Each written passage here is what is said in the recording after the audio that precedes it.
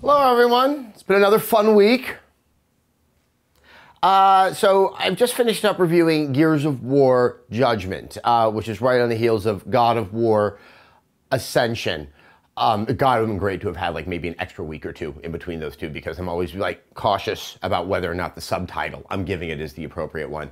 But it makes me think about prequels. I was not a huge fan of either game, primarily due to their gameplay and their content, and they're both prequels. And I started to wonder if there's something inherently flawed in the concept of prequel. And then I started to think about, okay, within literature, are there any prequels? And I've gone over in my head, there's only one thing I can think of, and it's The Merry Wives of Windsor. It's a Shakespeare play with Falstaff in it that was written after Henry I, 1 and 2. Tonally, very, very, very different. And as the story goes, Queen Elizabeth was so fond of the Falstaff characters from Henry IV that she kind of commissioned Shakespeare to have to bring back the character because, well, he died at the end of Henry IV. You know, I know you not, old man. That's what all you kids are saying to me all the time.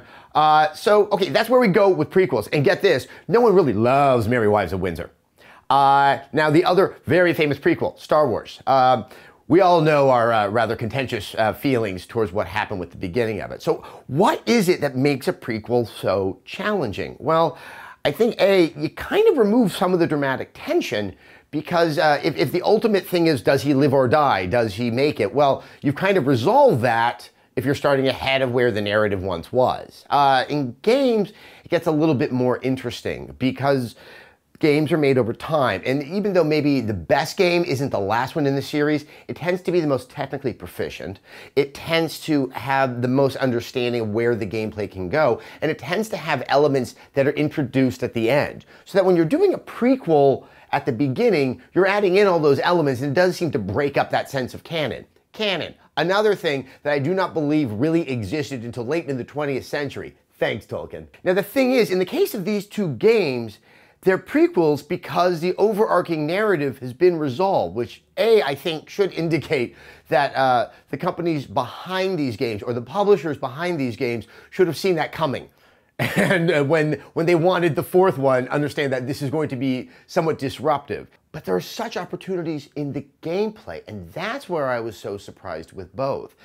With Kratos, there could have been something different that was done with the combat, something to give it a twist, something to make it feel distinct and unique, and it really was, at the end of the day, just another God of War game. In Gears of War, there could have been something far more exciting that happened with the game. They were clearly focusing on the co-op elements of it. They could have given it a pop, that you really are facing this kind of hopeless crusade against the locust hordes that are coming out of the ground. And at the end of the day, it really did feel like a series of combat exercises. Then they say if you're good or if you're bad. So are prequels inherently bad? In concept, I don't think so, but in practice, well, there seems to be a trend that's being demonstrated both in games and other types of media out there. Is it crass and commercial? Probably a touch, but it doesn't mean it has to be bad. I don't know. Maybe Prometheus 2 will knock my socks off. All right, question time. I had to go through all the comment section of my last something to try to find a question, but I did, and it's actually a good one. This is from Nightmare452.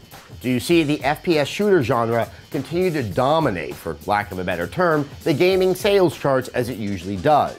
Do you ever see a racing, strategy, or JRPG reach the level of sales we are now seeing for the Call of Duty and Halos of the world? All right, shooters. A lot of people are complaining, ah, my God, it's just another shooter. Look what Call of Duty has done. It definitely has had an influence. But I'm not seeing a ton of shooters out there that are in the traditional Call of Duty. Large multiplayer, very directed, and relatively short single-player campaign. There seems to be less and less of that. Crysis 3 is about the only thing I can think of recently. The trend I'm seeing in game design and what's getting popular, well, Ubisoft seems to be doing quite a bit of it, both with Far Cry and Assassin's Creed 3. It's somewhat of an open world with a clear directed story and a ton of ancillary activities to do. It's this idea, I think, of trying to sell this robust package that's worth your $60 or $60 and more.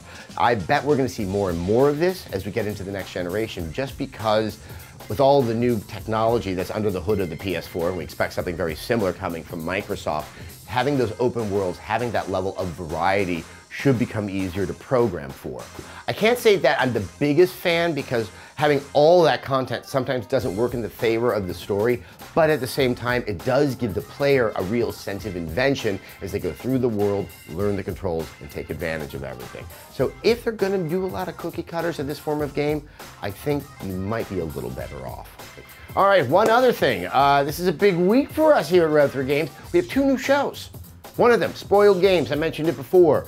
People sit around a table talking about a game that's already come out, hopefully with the idea that you have also played it as well, so we can all become part of the discussion. The first one is DMC Devil May Cry. We're gonna have Brad Shoemaker from Giant Bomb, who's going to be joining us, as well as Anthony Carboni.